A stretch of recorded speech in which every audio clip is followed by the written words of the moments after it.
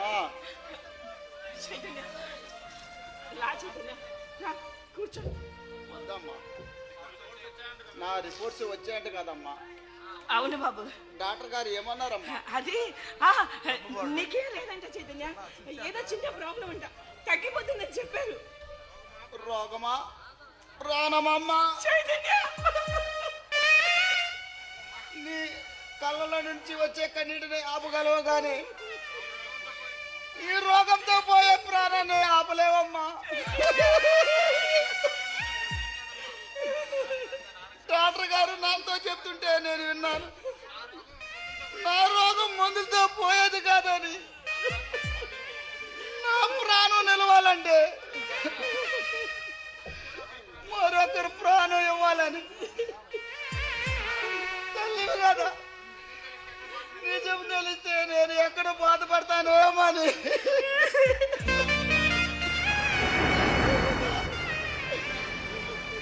తల్లి ప్రేమ నీతో అలా అబద్ధం ఆడించిందమ్మా. అమ్మా ఏడుస్తున్నావా? ఏడుగమ్మా, నువ్వు ఏడిస్తే నాకు ఏడుపు వస్తుందమ్మా.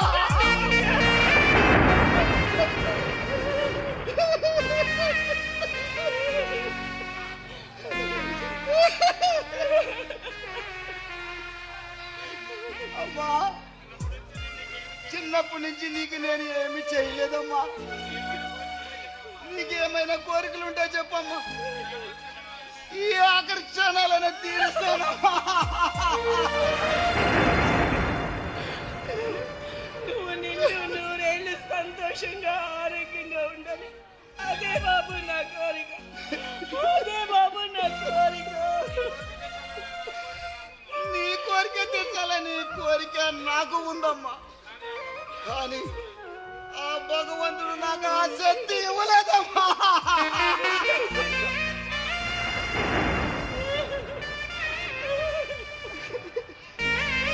అమ్మా, నాకు ఒక కోరిక ఉందో తీరుస్తావమ్మా?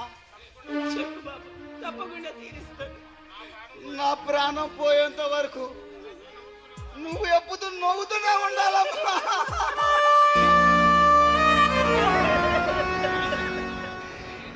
ఇక నేను ఏది అడగనమ్మా. బహుశా అడగడానికి కూడా నేను ఉండనేమో అమ్మా.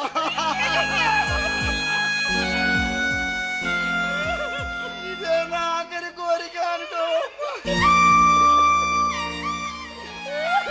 తీరుస్తావు కదా? తప్పకుండా తీరుస్తాను. నీ స్పర్శ తగలగానే నాలో ఉన్న బాధ అంతా పోయిందమ్మా. బహుశా ఇదైనా మా తల్లి ప్రేమ అంటే.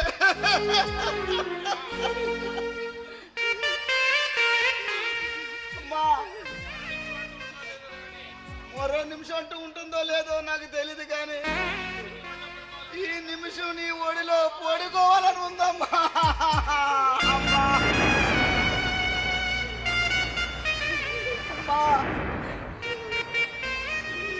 నాకు బతకాలని ఉందమ్మా.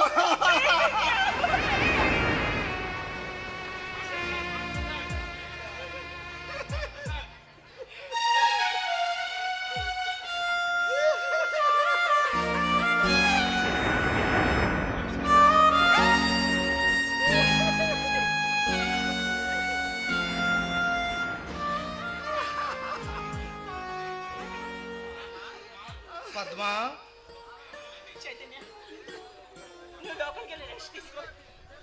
అలాగేనమ్మా. లోపలికి వెళ్ళి రెస్ట్ తీసుకో.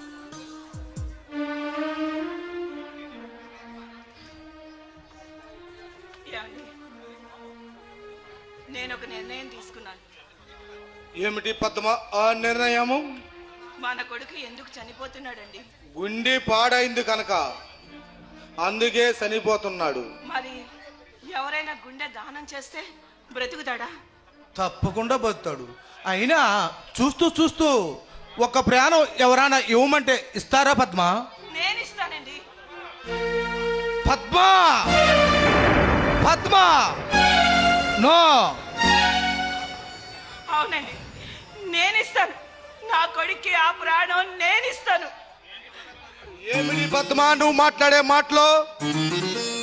అవునండి, నా దేవుళ్ళండి. మీ ఒడిలో ప్రేమానురాగాలతో జీవితాంతం కలిసే గడిచామండి.